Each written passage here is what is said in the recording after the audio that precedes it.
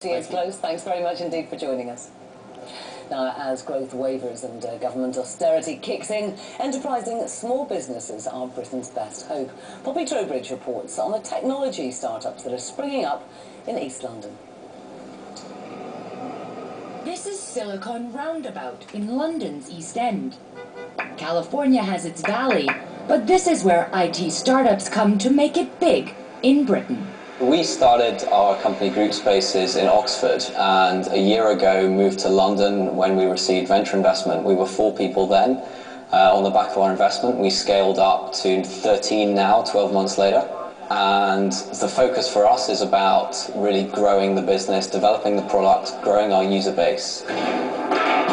His business, an online hobby organizer, works alongside other IT startups, sharing ideas and resources. They're just the sort of fast-growing companies the UK government is hoping will help make up for public sector job cuts.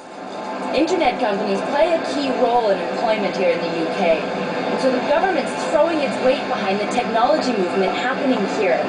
And they hope that with investment they can expand this tech city another 6 miles east. Recent research commissioned by Google found that the internet accounts for 7% of the UK's gross domestic product.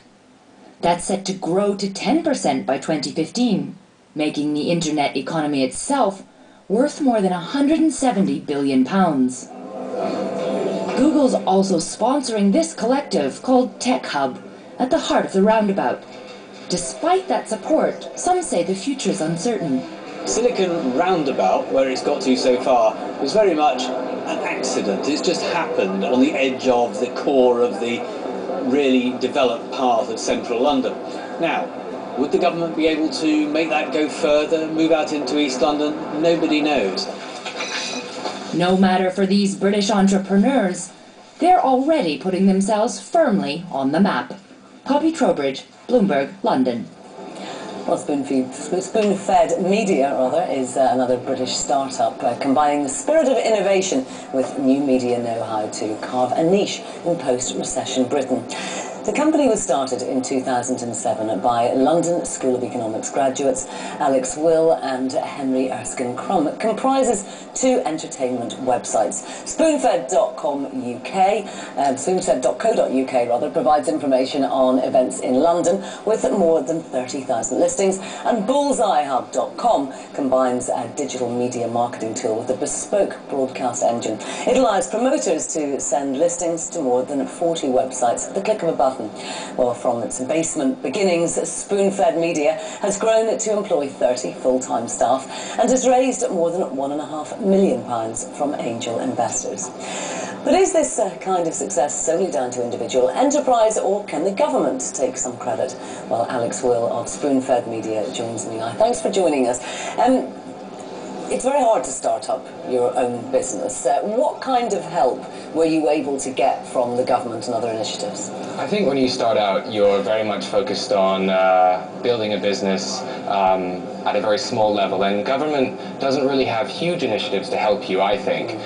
There are a few schemes, such as the Enterprise Investment Scheme, which really helps make it attractive for investors to invest in you. And I think that's the major scheme that we've seen benefit us, because it helps reduce the risk to invest in companies such as ours in the very early days. And I know from speaking to other investors in the technology space, it's something that makes investments possible for them. So that's the main scheme I've seen, which has been around for a while, be very helpful to businesses. But aside from that, it's quite a challenge, I think. Now, you are involved in an initiative but with that's helping sort of British and New York companies. Tell us a bit about that. So my partner Henry and I went out to New York in December alongside several other high-tech growth companies in the UK, and we went as part of an initiative between Boris Johnson and Mayor Bloomberg for the New York Economic Development Council. And the idea behind that is, finding great businesses in the UK that are focused on building fantastic products that have great value, that are seeing traction in the UK in terms of customer base, and perhaps also in the US, and trying to make it a bit easier to jump across the pond. And it was an incredible experience, because I think one of the challenges in business is finding easy routes to market, working out kind of the admin side of things, and that program was fantastic for all the companies involved in forging great links with New York, and also for New York to start building a tech hub to rival Silicon Valley. Now, of course, for all those people out there, an awful lot of graduates at the moment who are unemployed and who are trying to find something that they can do, it's not easy, is it, to start up your own business? I mean, should the government be doing more? And practically, what could they do? I think in terms of starting your own business, I wouldn't necessarily want the government to help so much in that regard. I think the biggest issue right now is the talent pool out there that's not being accessed. We see it on a day-to-day basis with applications for jobs of fantastic individuals. Are you flooded with people, with Yes. graduates who are well qualified who'd love to work with you? Overqualified, fantastic people with great CVs, all the work experience and great attitude, and I think that's one of the most inspiring things about working in this space, is that you get to meet such fantastic people, and in a growing tech business you can take these people on, and you know, one of the big challenges is, you know, there are a lot of people that aren't being taken on, and I think that's something that the government could help with businesses such as ours, to make it easier and maybe more cost effective to take on such talented people. Okay, well, good luck with your venture. Thank you very much for joining us. Now, let's have a look at how European stock markets are faring. Stocks are trading higher overall, but trading is suspended at the London Stock Exchange. The exchange says that it is probing a systems problem.